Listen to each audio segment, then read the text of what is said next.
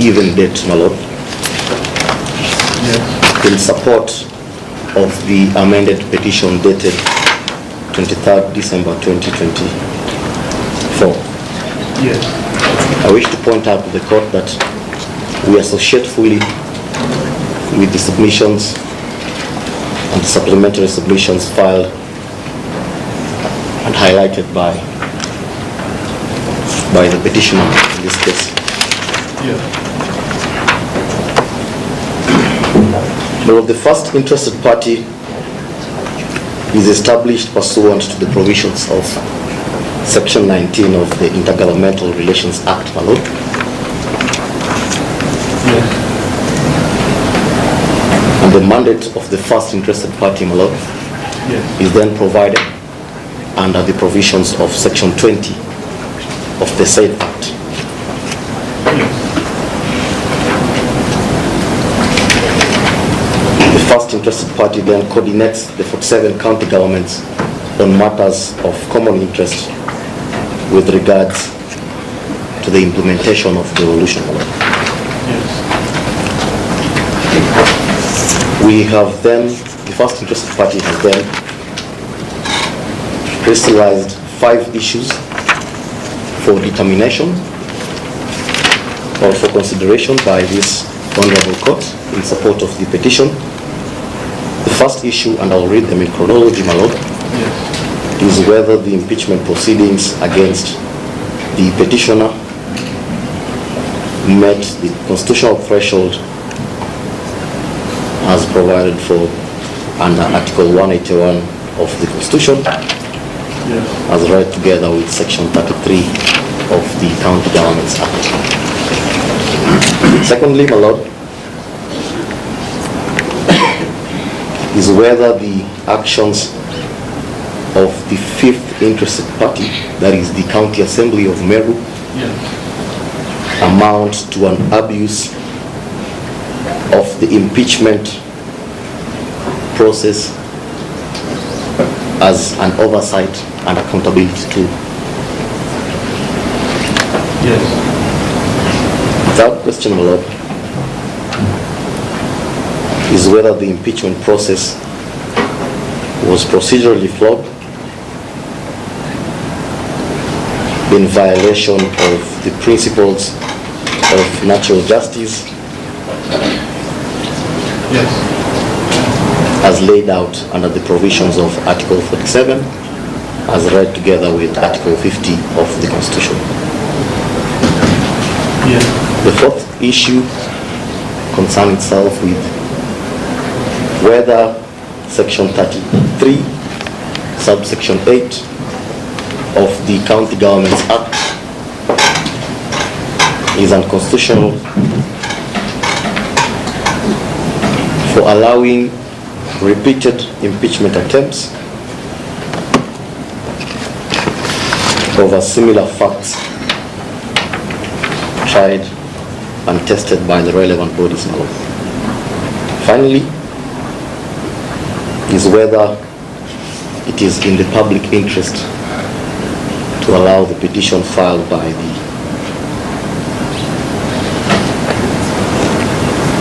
petitioner, my lord. My lord, as you permit me to venture into the first point. You have just about 5 minutes. Yes. So perhaps I can guide. Your fifth limb is the one that, and I've had the benefit of reading some initiatives, is the one that perhaps has not been extensively canvassed Yes. by the petitioners. Perhaps more accurately, it is differently now. So perhaps that is what I should highlight. Any strong points on that? On the fifth point, my lord. Yes. Whether it is in the public interest to allow the petition. Okay. Thank you, my lord. I will just gloss over some of the issues to avoid regurgitating what has been said by my language colleagues, Mr. Mutuma Yes. and Mr. Ongoya. My lord, it will suffice to state that presently there is no legislation Yes. that deals with the question of impeachment. there is no standalone legislation that deals with the question of impeachment.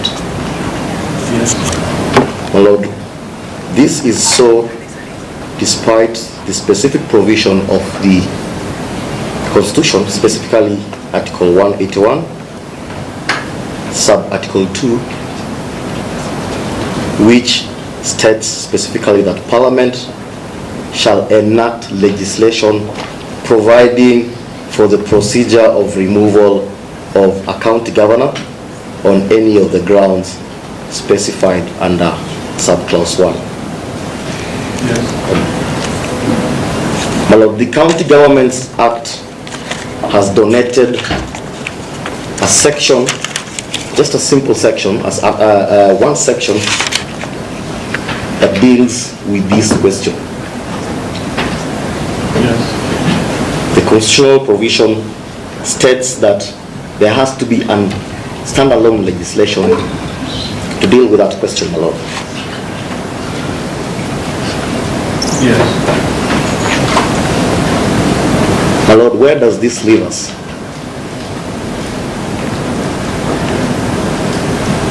Yes. This leaves the determination of impeachment processes to the jurisdiction, to the jurisprudence, my Lord, sorry about that, Yes. that has been set out in previous impeachment proceedings, my Lord. Yes. We are then guided by the judicial authorities, and the leading one, my Lord, being the case of Martin Wambora and 3 others versus the Speaker of the Senate, Civil Appeal number 21 of 2014, my Lord. Yes. In this particular case, my Lord, Yes. the court then emphasized that there is a need to maintain a high threshold for the removal of Governor, my Lord. Yes. It also went ahead to lay out the standard of proof which is then required for the removal of a governor, my Lord, which the court states is above a balance of probability, my Lord.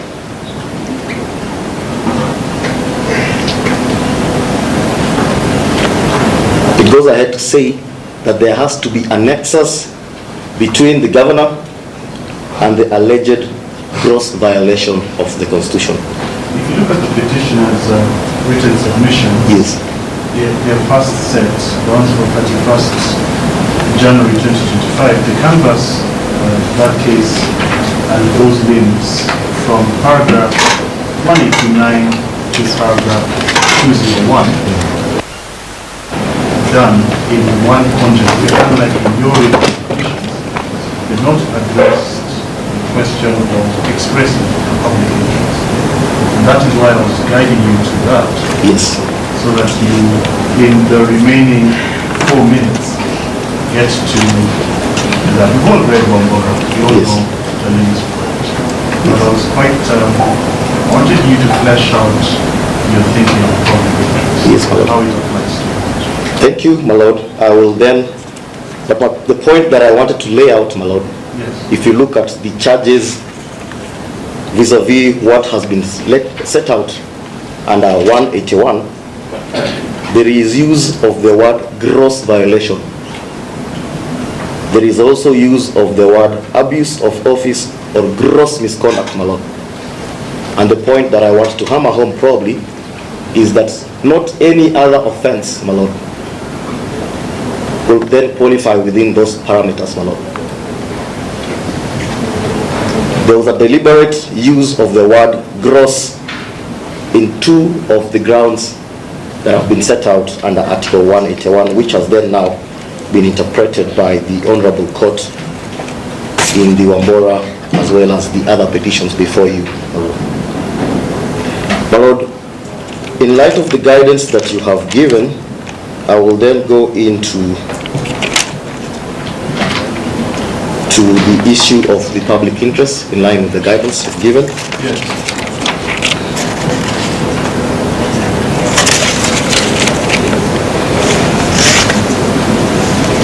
With the hope that the court will be able to peruse the rest of the submissions as filed for lack of... Yes. Already have. Thank you, my Lord. My Lord, we then go into the question of whether it is in the public interest to allow the petition, my Lord. My Lord, the petitioner is the first governor, my Lord, in the history of devolution since its inception, to face 5 charges, 5 impeachment attempts, my Lord. We have been able to set out the various impeachment process that she has been able to go through in our affidavit. Yes. With the first one being, I think, 57 days after the inauguration, my Lord. This impeachment came in at a time when the governor had not even set up her county executive, my Lord. Yes. Which then means that she had not been given ample time or rather sufficient time to be able to put out the governance structures so that she can be able to implement the manifesto that she had for the people of Meru, my Lord. Yes. The repeated impeachment attempts, as outlined in the proceedings, my Lord, we submit, have far-reaching implications, my Lord, on the governance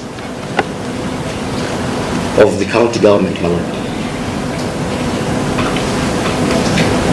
My Lord, the governors as well as other state officers come into office on the basis of universal suffrage, my Lord. They are elected by a majority. It defeats public interest, my Lord, for any state officer elected into office to be subjected to continued and repeated, as has been demonstrated by the petitioner through her counsel, Yes. impeachment attempts, my Lord. What then is the public interest, my Lord? That the county government is always in a mood, or rather a mode, of an impeachment or a removal of the elected leader from office. At what point does the governor duly elected then settle in to be able even to implement her policies, my Lord? Yes. My Lord, with the provisions of section 33(8), as has been highlighted, my Lord, also similarly in our submissions, it then gives the latitude of the assembly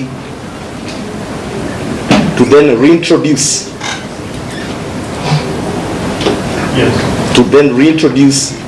further impeachment attempts.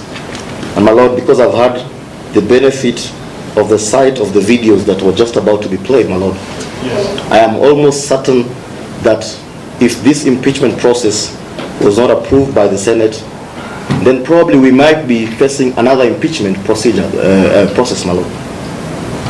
The trajectory that has been demonstrated by the County Assembly of Meru, and this is the first,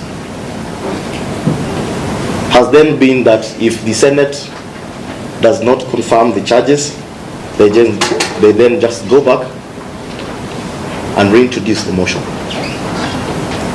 We submit that then destabilizes the operations and the governance of the county, my Lord. Yes, so on public interest, Yes. aside from a finding that section 33, subsection 8 is unconstitutional, does the first interested party have any other view as to a possible remedy? What you have outlined under that law? My Lord, we submit that that section is the core of some of these issues, my Lord. If you look at the removal processes of other state officers, my Lord, like for instance, for members of parliament, they were able to enact. The benefit they have is that they are makers of laws, unlike the governor who is in the executive, my Lord. They've been able to chart out the Elections Act, which has certain cushions, my Lord, with regards to their removal by way of recall, my Lord. It has timelines within which the recall cannot be undertaken. You have to undergo a whole court process, and as such, they have shielded and cushioned themselves from this recall procedure that is then laid out in court. Probably that's the reason why we've not had any member, both of the National Assembly or even the members of county assemblies, being recalled, because they have legislated on parameters that have cushioned them. So about 1 minute. My Lord, just to wind up on this particular question,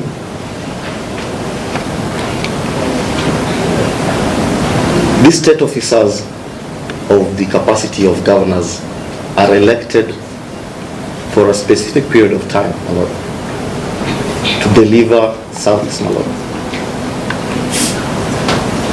If we then have a trajectory of an assembly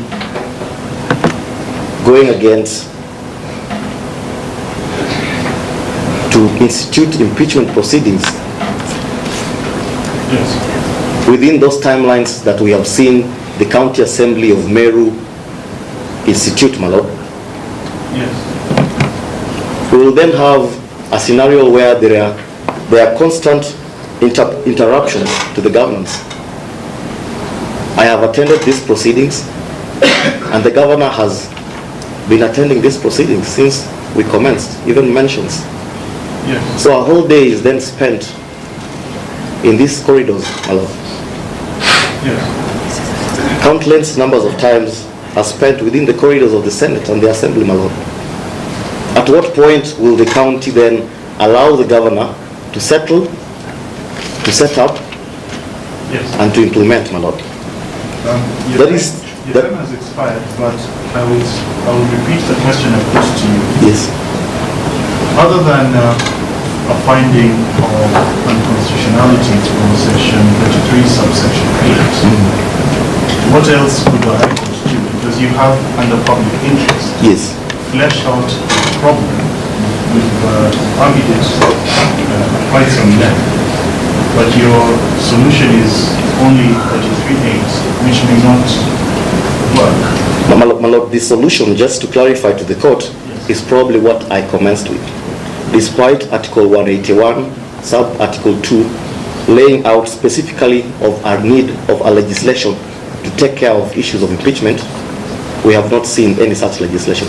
Perhaps, my Lord, just to guide... I have to say that for the record. What is the first interested party's proposal for the problem that it views? The problem can be, because this is a governance issue, my Lord, the problem can be through enactment of a legislation that then substantively defines these parameters, because this has been left to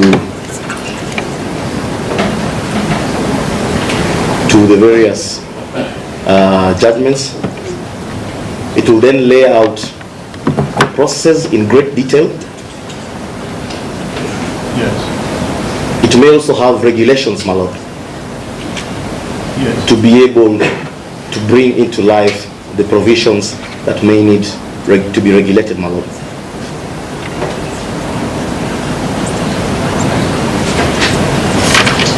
Thank you. Thank you, and I just wish to end by saying that it is in the interest of justice and in public interest that we allow the petition as amended. I want to thank you for the time that you've given, Lord. Thank you.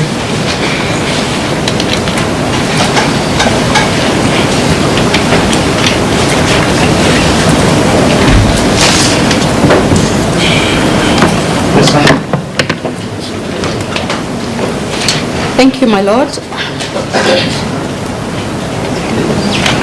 think my name and details were taken for the record. Yes, Minister. Quite well,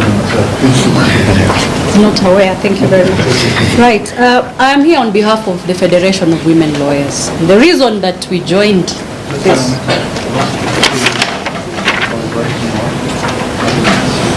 Yes.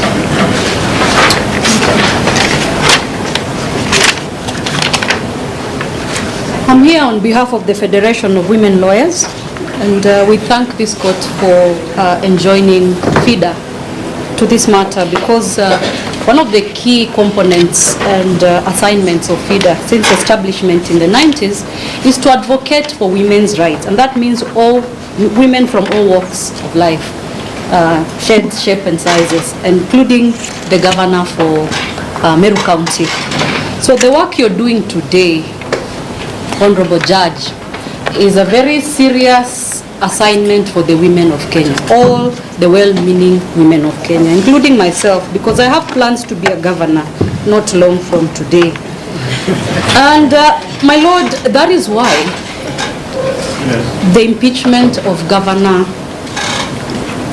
Kawira Mwangaza must be quashed.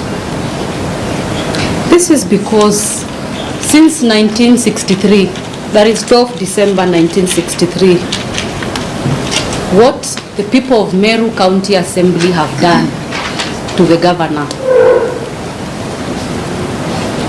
has been the greatest affront to realization of women's political rights in Kenya. There has been none worse than that, my lord. Perhaps because I had counsel refer to Anarita Karimi, I would like to say that we can only compare what she's going through to what that lady Anarita Karimi went through. She was not only bundled out of parliament, but she was also jailed in a very discriminatory manner. And I wish to say that there are various similarities between these two women. One of which is that they are both from Meru community. So, what I would like this court to do this afternoon is also to focus on this community of Ameru and how it is that they view women. Because since 1975, my lord, I see you thinking.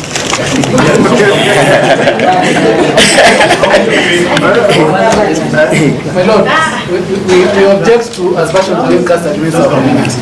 I don't think there's a safe way for me to record that at all. It may not do the proud Ameru community service for me to record that. I will use a different way. I just want to say that both women were from the Meru society, and since 1975, when Anarita was elected, the second other elected woman from the community is Honorable Kawira Mwangaza to that level. There has been no other parliamentary elected woman in a contested all-gender election since 1975. Why am I saying this? It's because I don't believe it will be possible to give a fair, full and final determination of this matter without looking at the social and cultural aspects of the society. Now, there's quite a lot of case law on the ambit of an interested party and what they can do. That submission strays quite far from what the petition is saying. In essence, it creates its own petition and argues against it. There has been no allegation by the petitioner of gender discrimination.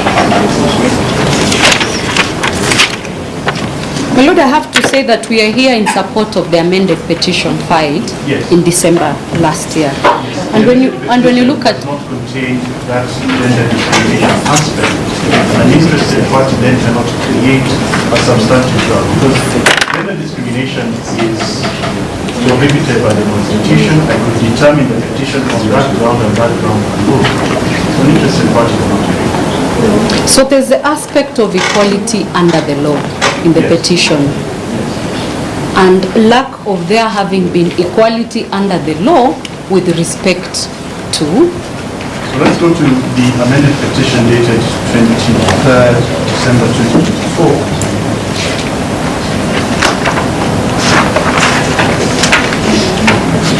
One of the things that we do with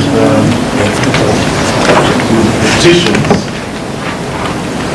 is we begin by stating, normally it's paragraph C, the constitutional foundations of the petition. So paragraph 14,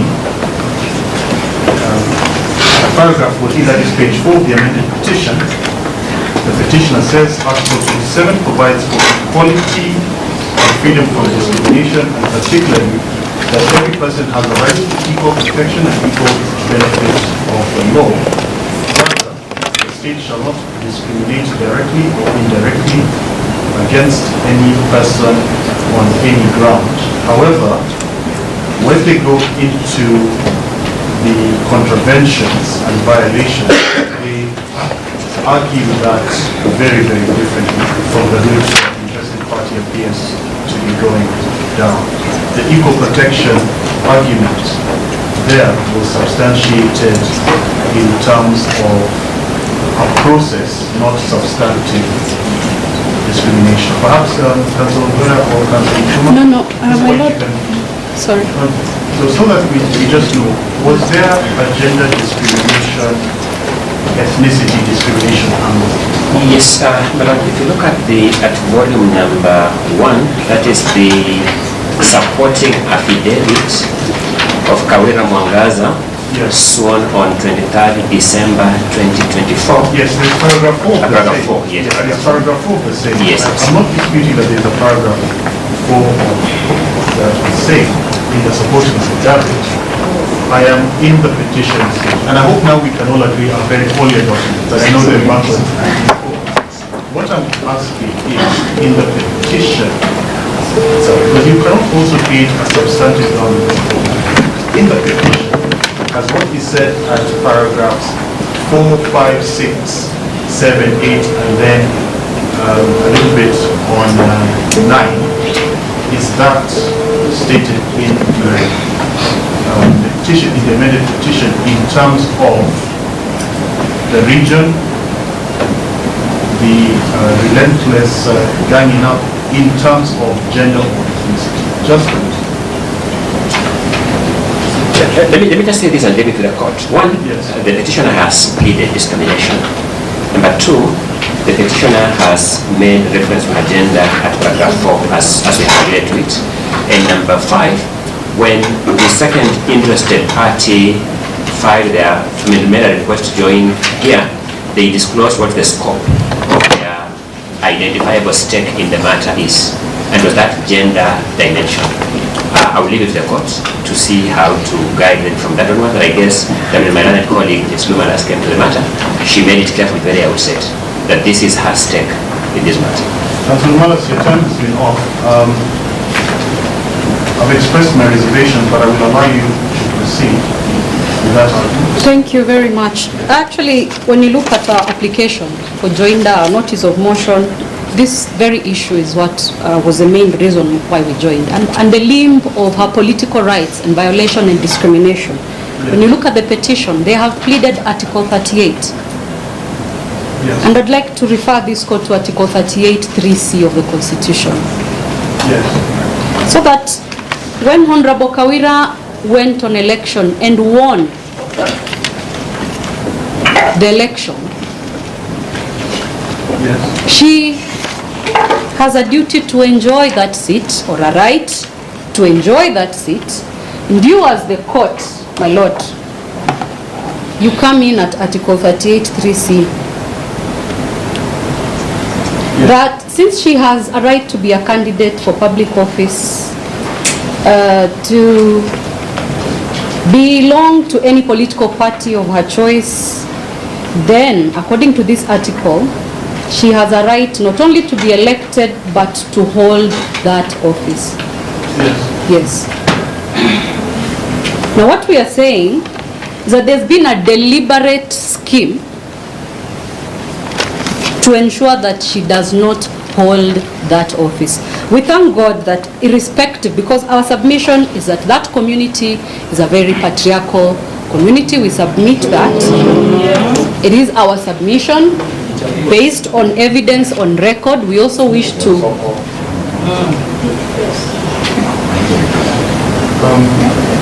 just a moment, Council. If you have an issue with anything that Council has said in submissions, please don't articulate it too loud. I'm not saying you can't articulate it, but not too loud. Yes, Council. Thank you very much. I have been interrupted a lot, my lord. But that shows you that I am on to something. Because in the morning there was the question of, because my lord, I've talked about 5 impeachment motions. And look at the date of the impeachment motions. Barely 2 months after she was in office, November 2022, the first impeachment motion. Second impeachment motion, same year of election, 30th December 2022. Let me have the first date, please. 21st November 2022. 30th December 2022. This is the election year. 17th October 2023. 17th July 2024 and 31st July 2024. My lord, in the morning when the question of what the Meru court meant by saying, using the word that there's a possibility of some gamers behind this scheme, I had an opportunity to review the videos before I came to court, and I would like to refer the court to some of the video recordings which will support our position. KMV 12, KMV 15, KMV 17 and 11. My lord, when you look at these videos, you will understand, and you are there on the online platform when you are requesting to join as interested parties. You saw the level of abuse. Yeah. And it is typical of a patriarchal society to get a woman to fight another woman, my lord. This morning we saw one lady by the name Zipporah, who is a 6th interested party, who, having no faith in her counsel, wanted to stand up and address you. And I'll tell you why. The reason is when you look at volume 1 of the petition, volume 1, is your volume 1? Your Lordship, I request that council provides evidence that my client has not found. But the evidence was... Just a moment. Council. You know, we don't need to tweak everything. That's all. It's not an issue. What you can perhaps consider is the court has already said it has been. That is already very, very simple. What I have said with the court, what I have said that is an issue. How this is being articulated. Yes, Council, please. As I wind up, I just want to let the court look at volume 1A. Sorry, you left me at a patriarchal society. The men, a woman. yes, to fight another and hurt another woman. And one such woman stood here this morning. Her name is Zipporah Kinya. She's interested party, 6th interested party. And unfortunately, this happens a lot among the women folk. But you can see she wants to take the glory out of... No, that is not. I'm actually referring, my lord, I'm referring to her own words. Yes. When you look I at... understand that is what was stated in the 6th interested parties affidavit. The challenge is if you were to reference that specific argument within your written submissions? What paragraph will I be able to look at? My Lord, I'll proceed. It's the same challenge you've been having, and It's okay. I recognize. You know, I recognize what you were saying Yeah, earlier, yeah. and perhaps there is need for us to do these sorts of cases differently. Perhaps we should have the hearings. We should have our standalone hearings. Yes. And then Submissions. written submissions. I will. Thank you. I only just brought it up because of an interruption of the court session, but then I'll leave it to the court. Now, so having moving to conclusion, so the impeachment of Honorable Kawira was not lawful at all. When you look at the process in Parliament, you see the need to rush the proceedings. Not only in the manner in which the gazettement happened, but also for me personally, and this is what we've taken out in our submissions.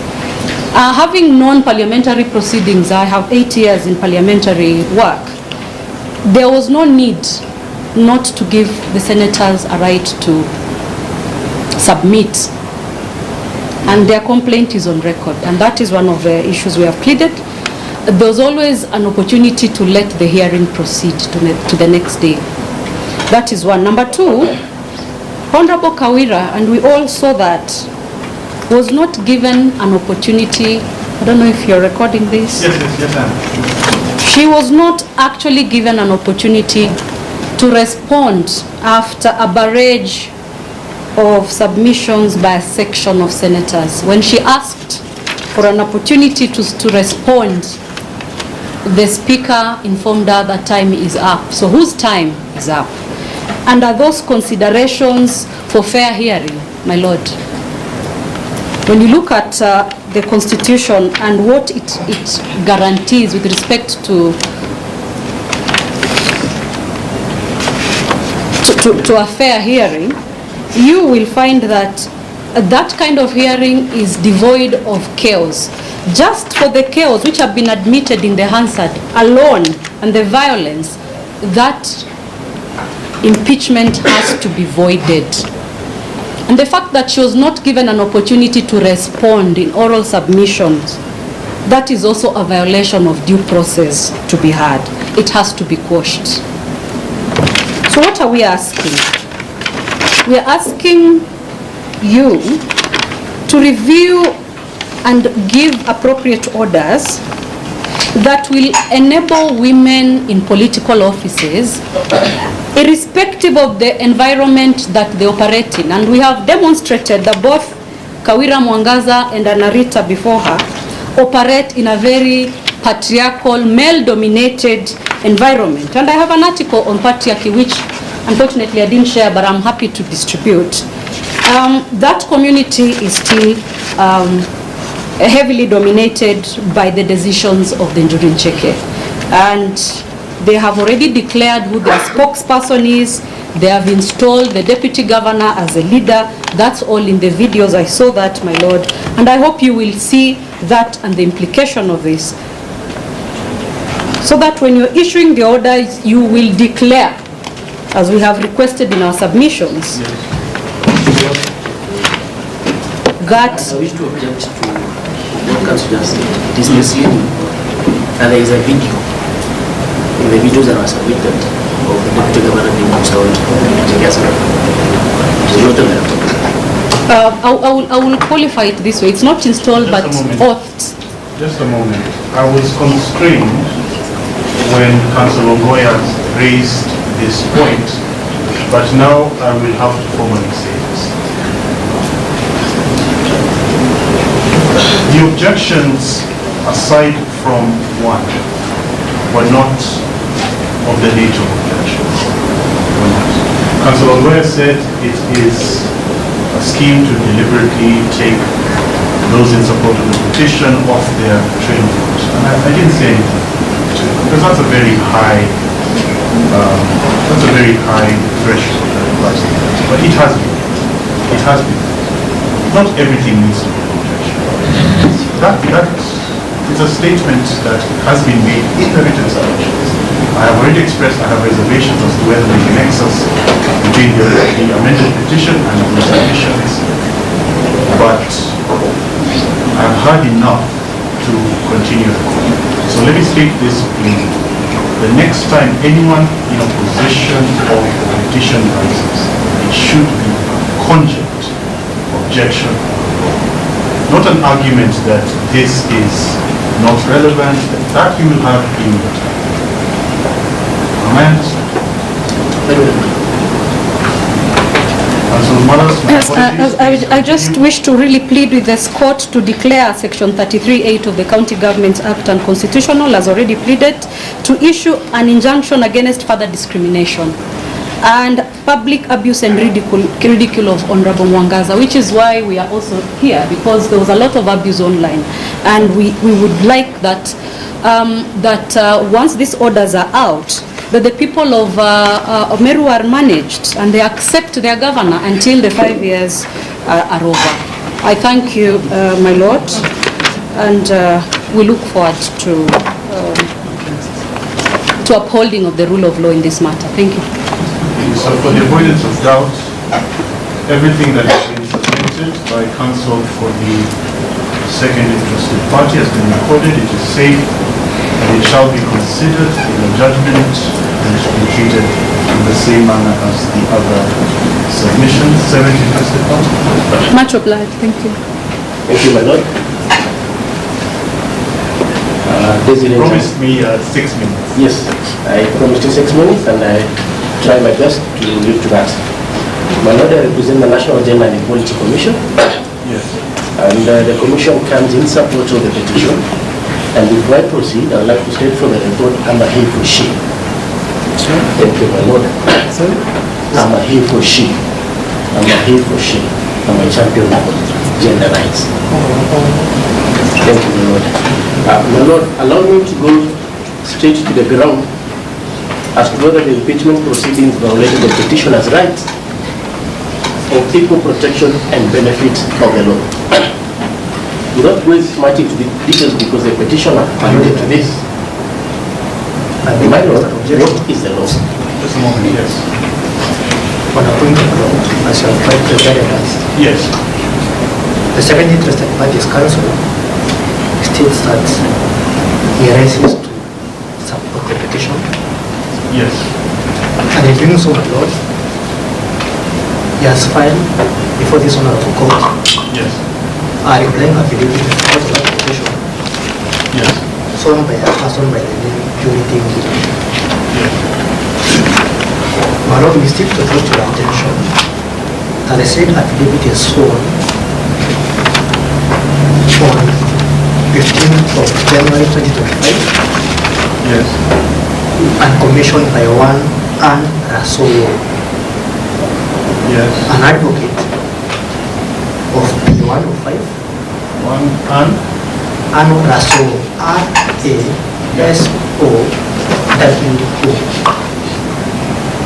so just say the name again. Anne Rasolo, Yes. R-A-S-O-W-O. Yes. Yes. Also. Our number is P105, Yes. stroke 10007, Yes. stroke 13. Yes. My lord, the same Anne works at the National Gender and Equality Commission, and therefore the affidavit that she has filed before the court, as you have just discovered, Yes. is incurably defective, and it must be struck out of the record of this honorable court. In addition, my lord, we know that the same Anne Rasolo, despite commissioning the said affidavit and having being an employee of National Gender and Equality Commission, and having commissioned the said affidavit this year, she does not have an accessing certificate. My lord, those two issues go to the root of the affidavit and the case that the 7 interested party tries to make before the honorable court, in the sense that the affidavit violates Section 4(1) and 2 of the Oaths and Statutory Declarations Act, and Section 24(2) of the Advocates Act. It follows, therefore, that the submissions that counsel wants to make before this honorable court have no basis. The severely interested parties has no legs to stand on, my lord. It must fall flat on its feet. Yes. You can have a rejoinder. Thank you, my lord. Sponsor.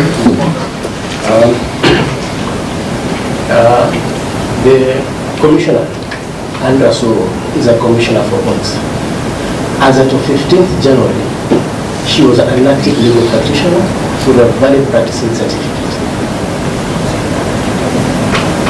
It is anything to question about practicing certificate can only be questioned after 31st of January 2025. Thank you, my lord. Rejoinder. My lord, Section 24(2) of the Advocates Act states that a practicing certificate is valid from 1st of January to 31st of December. The only time that the practicing certificate is valid for the next first month of the year is when that advocate has made an application to renew that PC. The PC, my lord, as we are looking right now, is still inactive. It means she has not renewed her PC. Yes. And my lord, we understand that the court is Texan. It's a decision that the court can easily make by checking the advocate's search engine to establish whether the said so is active or not. Just a minute. It will also demonstrate, my lord, where that man works.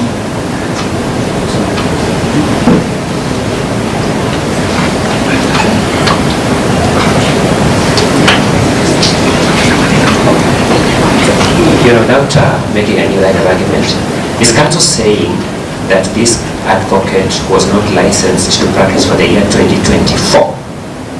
I don't hear him to be saying that. He's saying as at 15th January 2025,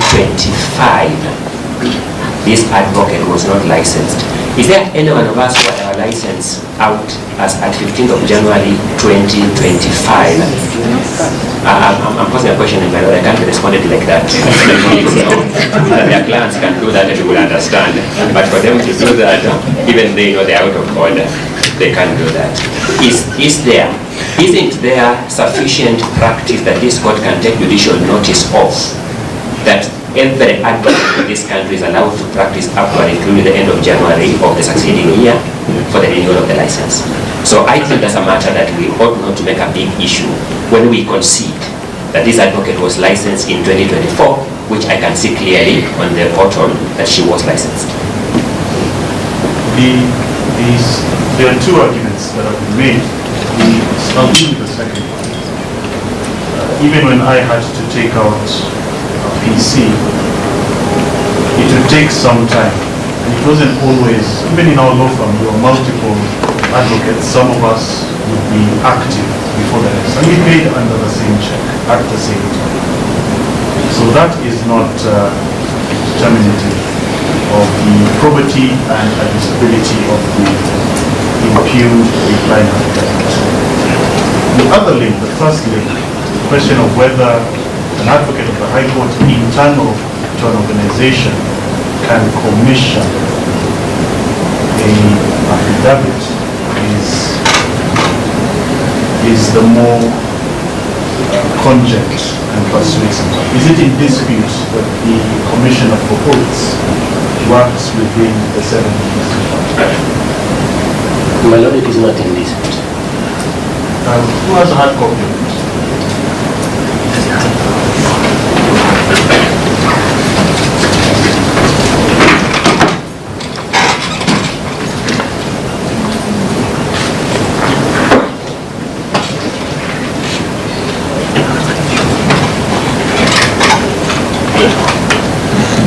What counsel should have also pointed out, which I have confirmed, is the Commissioner for Oaths address is the same, postal address is the same address as that of the seventh interested party. There's a reason that even when we're in our law firms, we have to walk outside and ask a colleague to come over or we take the deponents to their chambers for them to commission. We are not allowed to commission internally, so that aspect is sustained. Now the challenge will be, have you filed written submissions? I need to state it for the record. Yes, my lord, we have filed written submission. If we lose your replying affidavit, then we lose your written submissions as well, because your written submissions went deep into what has been owned to, particularly tying a nexus with paragraph, tying a nexus with paragraph 4 and 5 of the petition and supporting affidavit. So, quote, objection has been raised to the seventh interested parties replying affidavit dated 15th January 2025 on the principal ground that it was commissioned by an advocate in the employ of the seventh interested party, thus inspection of the oaths, statutory declarations not counsel for the seventh interested party has conceded that this is factually correct in terms of employment. Thus, find that impugned line affidavit is properly commissioned. Thus, is fatally and incurably affected. They being highlighting of written submissions, courts have already preliminarily used and considered the respective parties' written submissions. In that regard, note that the averments of the now struck out defining affidavit filed by the 7th IP permeate the entire length and breadth of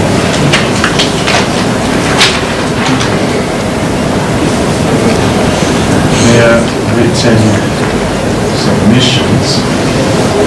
Consequently, the 7th IP's written submissions are equally fatally defective and cannot be relied upon as the substratum does not exist seventh, interested parties, submissions, thus also struck out. However, in the interest of justice and noting that the seventh interested party has participated diligently in these proceedings, they shall be allowed 5 minutes to submit, but limited to the petitioners, first interested party and second interested parties written submissions 21st February 2025. So I will limit you only to those 3 parties, 5 minutes. Thank you, my lord. In terms of whether the petitioner rights to equal protection and violation, equal protection and benefit of the law was violated, my lord will proceed to ask this question. What is the law, or what was the law in the context of these impeachment proceedings? From a legislative perspective, the law are, from a legislative perspective, the laws are acts of parliament, statutes, but from a judicial perspective, the law is or includes rules of court, court orders, and perhaps to mention under Article 23 includes all those reliefs. Once granted, they become the law, or once issued. In this particular impeachment proceedings, my lord, Yes. at the county assembly, there was a conservatory order, a law that had been issued in favor of the petitioner. Particular violation was brought to the attention of the state. Yes. Its lack of consideration again, we submit, then put the petitioner in a position where she was denied the right to benefit and equal protection of the law. Yes. My lord, I go to the second limb as to whether the public participation met the constitutional threshold. Yes. From this perspective, we wish to submit from the perspective that one, Yes. the Assembly's public participation analysis report, from page 1 to the last page, does not one show as to whether the participants were read out to the grounds upon which the proposed impeachment proceedings were supposed to proceed on. 2, as to whether the evidence that was in support of those impeachment grounds was laid out before the participants. Yes. And number 3, as to whether they appreciated the impact. And therefore, as a whole, we submit, because of that failure, the public participation did not meet the constitutional threshold under Article 10 and as laid out by the Supreme Court in the tobacco case. Number 2, That's BAT. BAT case, yes, sorry. Yes. Number 2 is that the public participation failed to appreciate the uniqueness of the circumstances under which the governor came into office. Yes. Which is, and I ask this court to take judicial notice of the fact that Kenya as a whole is a patriarchal society. Number 2, that the petitioner came into office through the secret of the ballot that allowed the people of Meru to be able to exercise a decision to elect a candidate on an independent ticket against a highly patriarchal society on the one hand, and number 2, a highly political party-based society that is male-dominated. Yes. And therefore, the public participation in its failure to ask itself on how it would allow the members of Meru County who voted for the governor to be able to express their will. So can you catch up with the speaking, and then you'll have 2 minutes.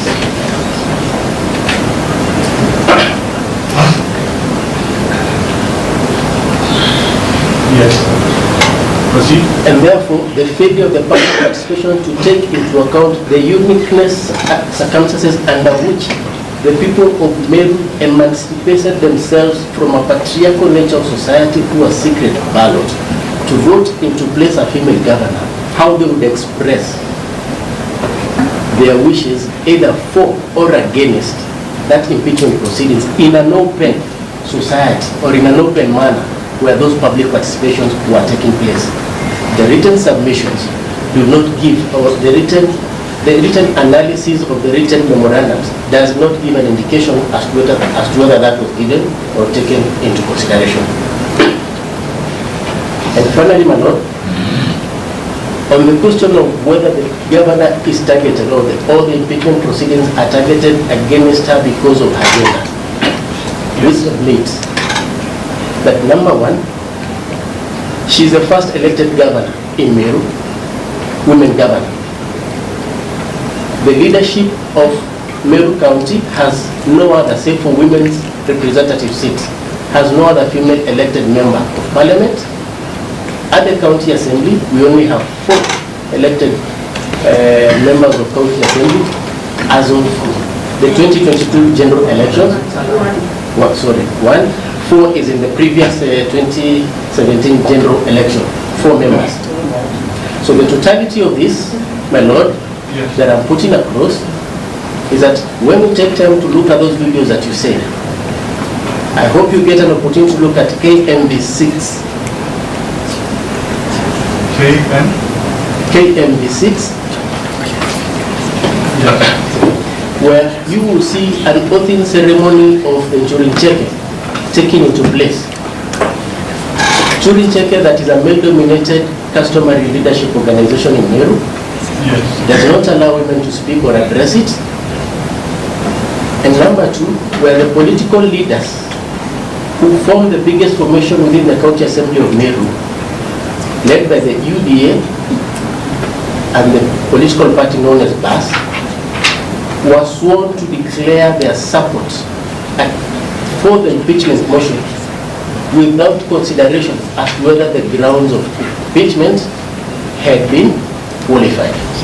And therefore, on that basis, we submit, my lord, that the impeachment proceedings, right from the first impeachment proceedings, have been targeted on the governor because of her gender and victory over the patriarchal nature of the society in that county, and perpetuated by male political leaders as well as influencers in Meru County to the disadvantage and violation of the petitioners' both political rights and procedural rights as regards these particular impeachment proceedings.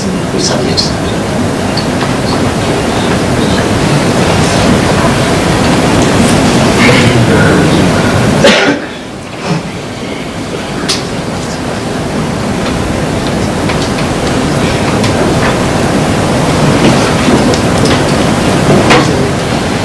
Council. So that is the conclusion of highlighting of written submissions for those in support. We will reconvene on Monday, and the session shall be as follows: from 12 noon sharp to 3 p.m. and we'll take a 30-minute break. Please carry packed lunch so you don't need to leave the premises. Then we'll go from 3:30 until whatever time we conclude. But I hope we will be able to do 12 to 3 for those opposed. If there's a little bit of spillover, that is understandable. And then a rejoinder limited to only the petitioner for about an hour.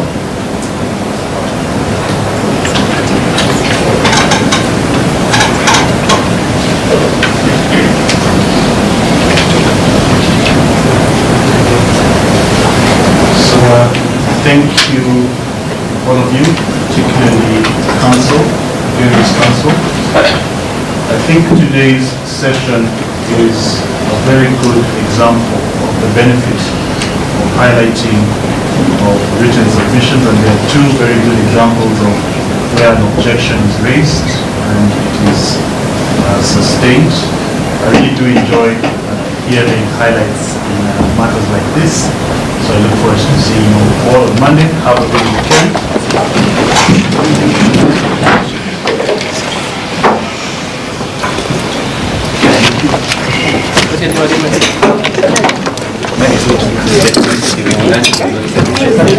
Thank you.